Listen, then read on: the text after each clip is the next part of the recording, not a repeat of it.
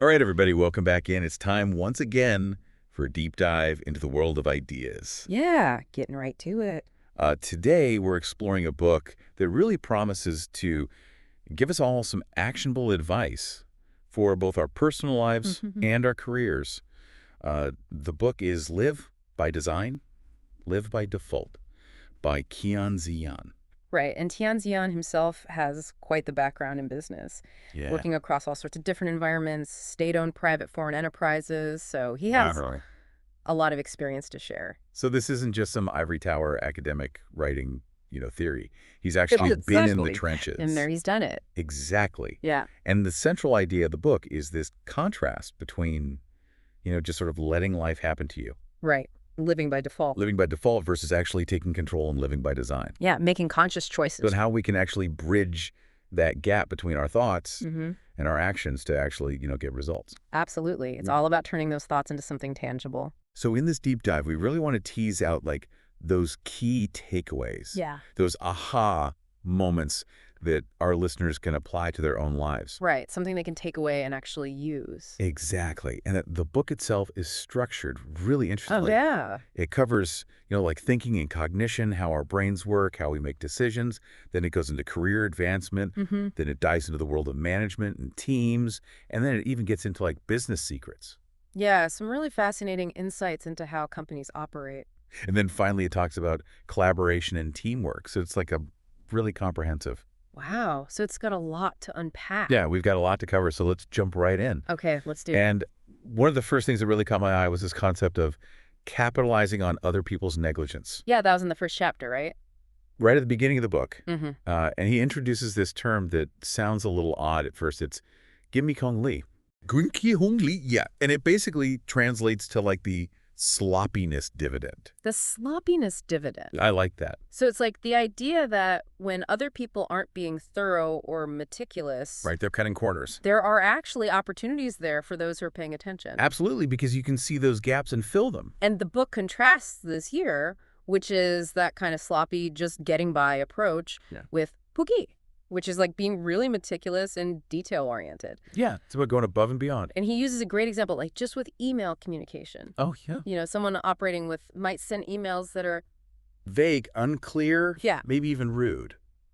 poorly written, vague subject lines. Exactly. No clear call to action. Whereas a TUP approach is Clear, concise, you know what you want the recipient to do. exactly. And this applies to everything, reports, meetings, presentations. It's about bringing that level of intentionality to every aspect of your work. So it's really about being proactive and thoughtful instead of just reactive and careless. Exactly. It's the difference between living by default and living by design. So how can we make sure that we're operating from that 2M mindset? Well, the book provides a really useful framework for this. It's called the 4C model. The 4 C's. Yeah. And those are checking, closing, caring, and consideration. Okay, I like it. Let's break those down one by one. Sure. What's the first C all about?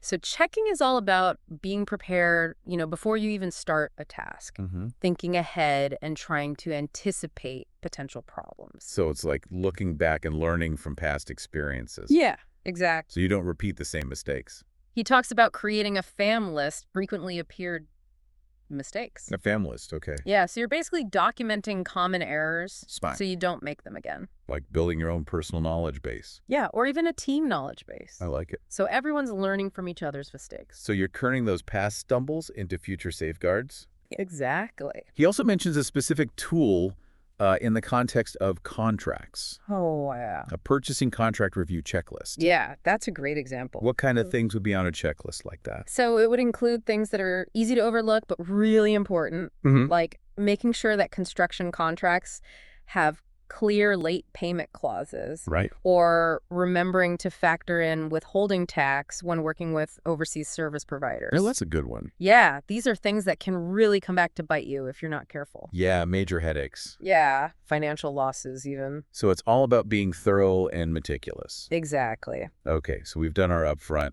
Checking, what about closing? So closing is the post-task debrief, which is something that a lot of people skip over. Yeah, you just want to move on to the next thing. Right. But the book argues that taking the time to reflect after you finish something is crucial for continuous improvement. Makes sense. And he introduces this interesting tool called the T-shaped debriefing tool. T-shaped. How does that work? So you imagine drawing a T. Okay. The vertical line of the T represents the task or project you just completed, and the horizontal bar is divided into two sections. Okay. On one side, you write down what went well, the pluses. Okay, the positives. Yeah, and on the other side, you write down areas for improvement, the minuses. I see. And the book uses a really relatable example. They talk about a university reunion. Okay. And one of the volunteers noticed that some people felt awkward sitting with certain groups. Oh, interesting. So that feedback goes on the minus side of the T, and Yeah. it becomes a valuable lesson for planning future reunions. So you're not just celebrating the wins, you're actually looking for ways to improve. Exactly. I like that, a structured approach to learning and adapting. Yeah, it takes the emotion out of it. All right, what's the next C? The next one is caring. Caring. And this is all about considering other people's needs. Okay. The book points out that we have a natural tendency to focus on ourselves, Right. our own priorities, our own deadlines. It's human nature. It is. But someone who truly cares takes the time to understand and consider the needs of others. So how can we actually practice this caring in a professional setting? Well, let's say you're delegating a task. Okay. A caring approach might involve thinking about whether this task could help a team member develop a new skill. Oh, that's good. Or maybe you're finding yourself getting frustrated with a colleague instead of just getting annoyed. You could take a moment to consider if they're facing any resource limitations that you could help with. Right, like maybe they're overwhelmed or they don't have the right tools. Exactly. So it's really about stepping outside of your own little bubble. Yeah, and extending your perspective. And by doing that, you build stronger relationships. You do. And you avoid a lot of unnecessary friction. Absolutely. Okay. And the final C, consideration. How does that differ from caring? So while caring is about understanding other people's needs, consideration is about focusing on their overall experience. Okay. It's about adopting a service-oriented mindset. Nice. Whether you're dealing with clients or colleagues. So it's like taking that empathy and putting it into action. Exactly. And the book specifically mentions user experience as a tangible way to practice consideration. Right. And he uses this analogy of points, lines, and surfaces. Points, lines, and surfaces. Yeah, in the context of like an important guest visit service process. Okay, I'm intrigued. Break that down for me. So think of points as individual touch points in the experience. Like making sure the guest's driver has clear directions to the venue. Okay. Lines are about connecting those points smoothly.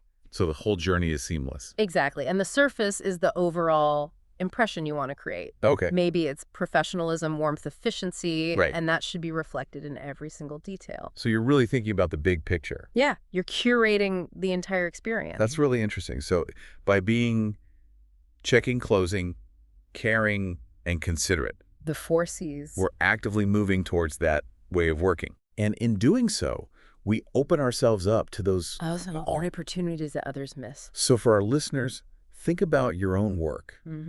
Where do you see people cutting corners or not paying attention to detail? Right. Those could be areas where you can really shine. Absolutely. Now, the next concept that I have found really empowering was this idea of working for your own resume. Oh, yeah, that's a good one. And I know it sounds kind of counterintuitive, right? Because you're like, well, I am working. Yeah. I have a job. Right. But it's not about slacking off at your current job.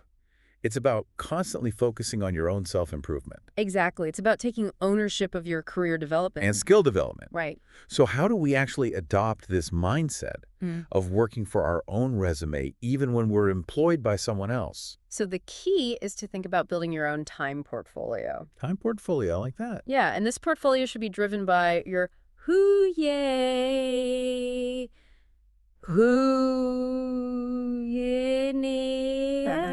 which basically means your core personality.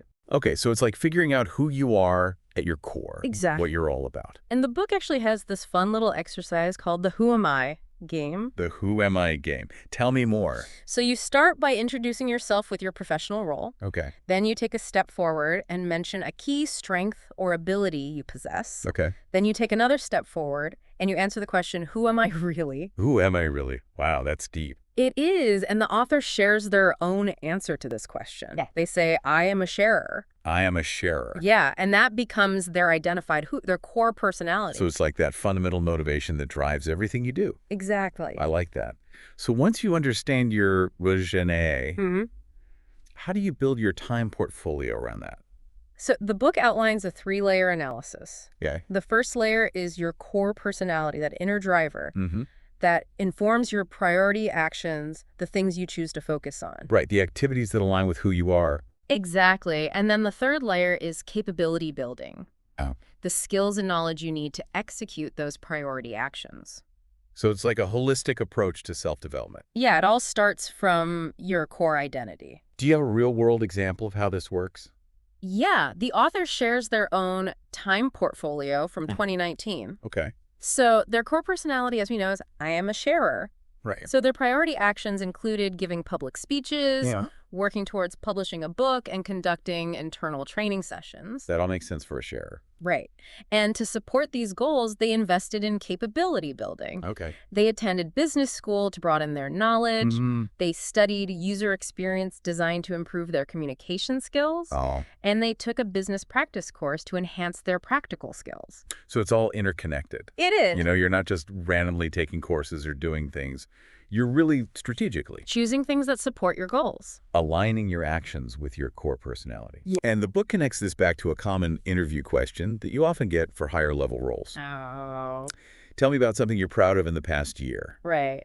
And the takeaway here is that for those senior roles, interviewers aren't just interested in, like, a list of tasks you completed Yeah, they want more than that. or the skills you used. Right. They want to understand your personal growth journey. The why behind the what and the how. Exactly. So it's not just what you did, but why you did it and how you've grown as a person. Yeah, they want to see that you're consciously shaping your development. So even while working for someone else, you're building your own resume, You are. your own portfolio of skills and experiences And improve. and growth, and it's all driven by that core personality. Exactly. So it's like you're always working for yourself in a sense. In a way, yeah. Okay, so this kind of leads us naturally to the next point, which is the importance of regularly updating our life map. Right. Our Hwansangditu. Right, and Shengdi too. Yeah, and the book uses this great analogy of an outdated digital map. Oh, yeah. You know, it might have shown you the best route yesterday, Right. but if there's construction or a road closure, You're going to get lost. you're going to be totally lost. Unless that map updates. Right. And a Rain Shengdi too, that's like our fundamental understanding of how the world works, Mm-hmm. how we fit into it. Our beliefs, our assumptions. Exactly. And that needs constant refreshing and updating. If it's not current, we're going to make bad decisions. We're going to run into roadblocks. We're going to get stuck. Absolutely. And the book shares some really relatable case studies about what happens when our life maps get outdated. Yeah, those are really insightful. Can you walk us through a couple of those? Sure. So there was Xiao Zhang. Okay. He was this high-performing audit graduate from a Big Four firm. Okay, so very meticulous, very detail-oriented. Extremely. Okay. But when he transitioned to a finance manager role in a private company, Okay, different environment. very different. Okay. He really struggled Why was that? because his auditing mindset was so ingrained. Okay. He was so focused on accuracy and following the rules Mhm. that he clashed with the owner who was all about aggressive cost control. Oh, so his life map didn't account for that kind of entrepreneurial environment. Exactly. Interesting. And then there's Xiao Li. Okay. He was a straight-A student all through high school. Okay. But when he got to university, he found that even though he was working really hard, Mhm. he was only getting average grades. Oh, that's discouraging. It was, and he became totally demoralized because Yeah. his life map had always equated hard work with top results. Right. And when that equation broke down, It threw him off. completely. And then there was Or- Xiaolin. Right. What was her story? So she came from a family where academic achievement was everything. Okay. So her whole life had been about studying and getting good grades. Mhm. But then she moved abroad for the first time. Big change. Huge change. And she was totally unprepared for the practicalities of everyday life. Oh, wow. Like managing finances, navigating a new culture, even basic things like cooking and cleaning. So her life map was too narrow. Way too narrow. Yeah, it was all about intellectual pursuits and not about practical life skills. Exactly. These are great examples because I think we can all relate to having those moments where our life map kind of fails us. Right. So how do we actually update those maps? So the book recommends two main approaches. Okay. Traveling to new places and reading extensively. Traveling makes sense because it forces you outside of your comfort zone. It does. You're exposed to different cultures, different ways of doing things. And the author shares some anecdotes from their own travels. Oh, yeah. Tell me about those. So in Singapore, they learned that deep frying might not be considered cooking in a standard rental agreement. Oh, interesting. Yeah, and in Germany, they discovered the importance of making appointments for everything. Wow. Even just to get a haircut. Even for a haircut. That's so different from how things are done in some other cultures. Very different. And in New York, they realized the importance of being considerate of colleagues' dietary preferences when bringing homemade food to the office. Oh, that's a good one. Yeah, these are just little things. But they challenge your assumptions. They do. They make you realize that your way isn't the only way. And the book even says that universities should ideally be places where you can broaden your horizons in this way. Yes, places where you can challenge your life map. And the second approach is extensive reading. Right. What kind of reading are we talking about here? So the author recommends seeking out authors who have diverse cross-disciplinary experience. Okay. People who can bridge different fields of knowledge. Like who? Well, they specifically mention Wu Jun. Okay. He's written books like The Rise of the Digital Kingdom, Silicon Valley Notes, and Global History of Technology. So he combines technology, history, business. Exactly. Fascinating. And they also recommend Wang Shua's book, Cross-Border Learning. So the idea is to expose yourself to different perspectives. To challenge your own thinking. Yeah, to get outside of your own little box. And the book also briefly touches on Lu Feng's perspective on culture. Oh, yeah. So that was really interesting. Tell me about that. So Lu Feng sees culture not as a static noun, but as a continuous verb.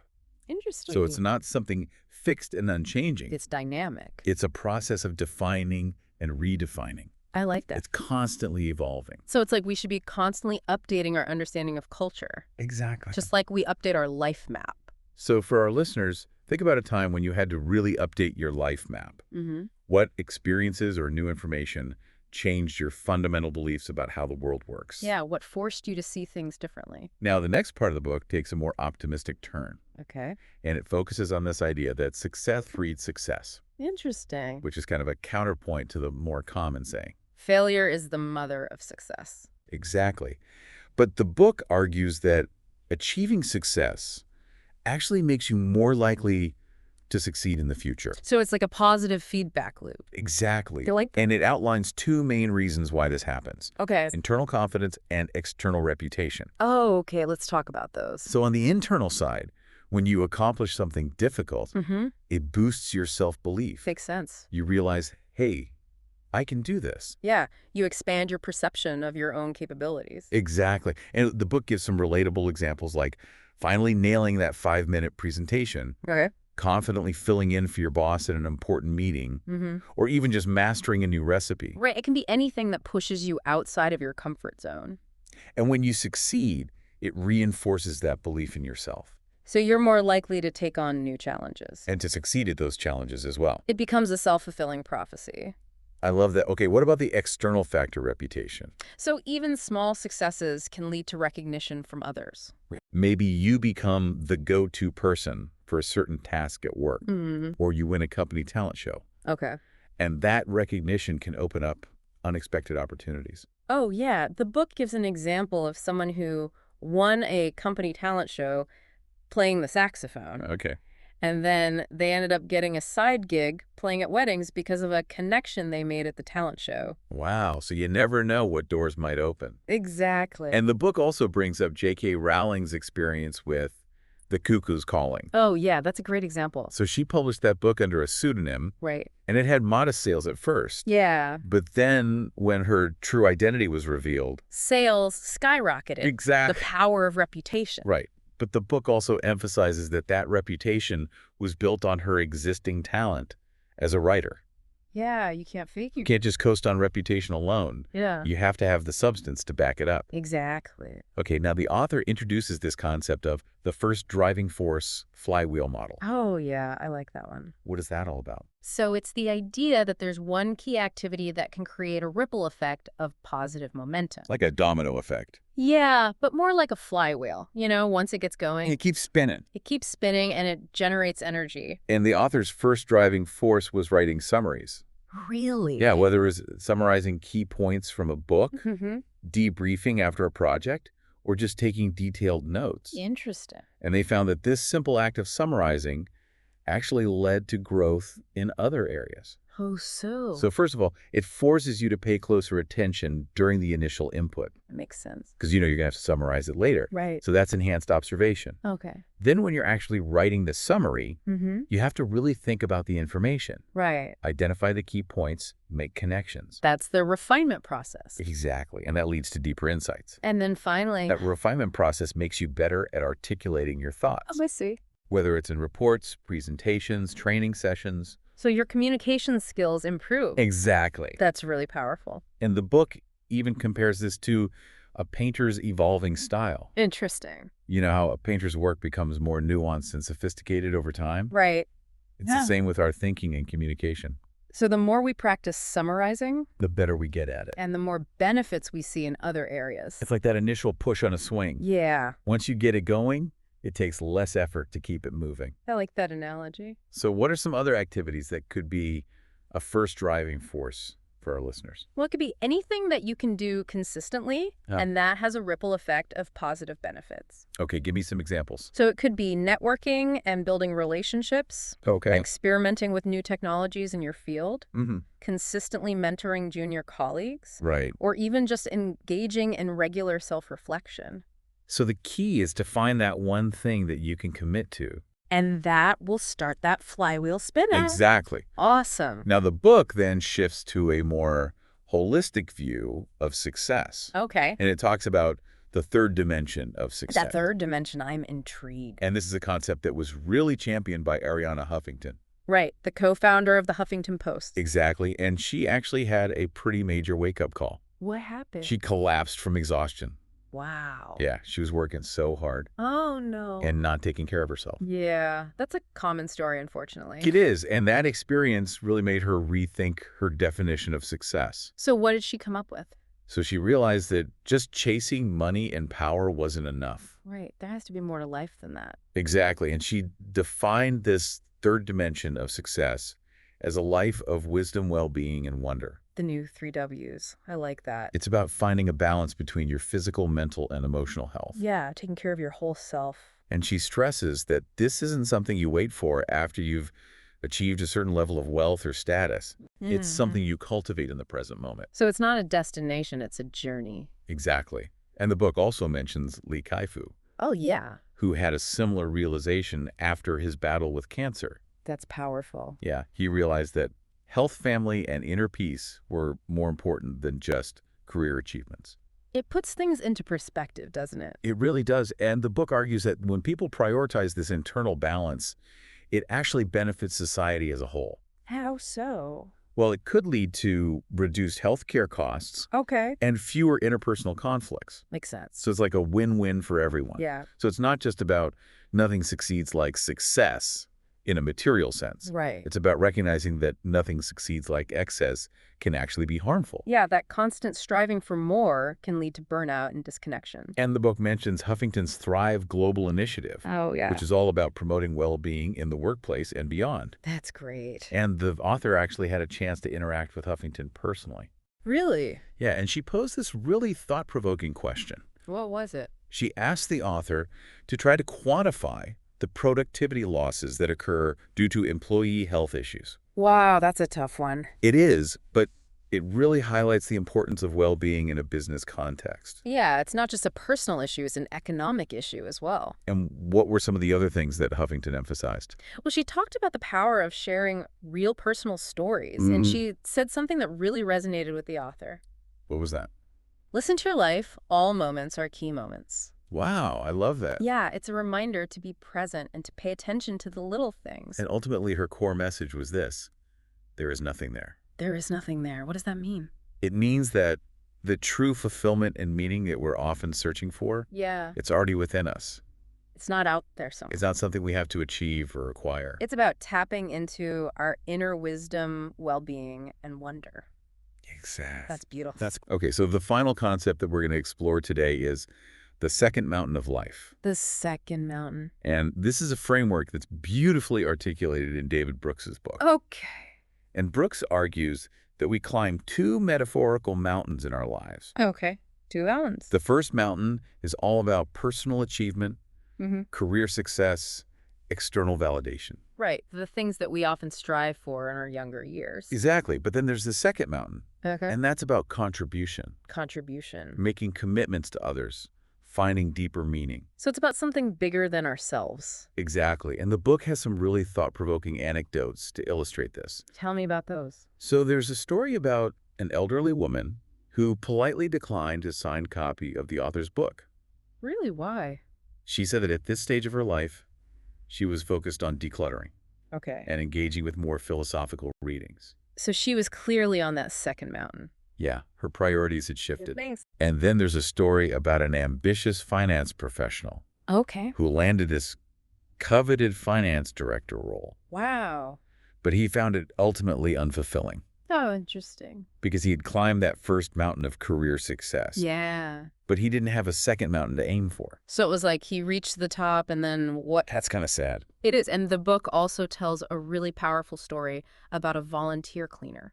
A volunteer cleaner? Yeah. And the person had already achieved professional success in the past, Okay. but they found so much meaning and satisfaction in just serving others. Wow. Yeah. They were like, I've done all that other stuff. Mm. Now I just want to give back. So they found their second mountain. They did. And the book includes this diagram that contrasts human doing with human being. Okay, I'm curious about that. So human doing is all about that constant striving. Right. More money, higher status, greater recognition. Okay, the first mountain stuff. Exactly. Whereas human being is about connecting with your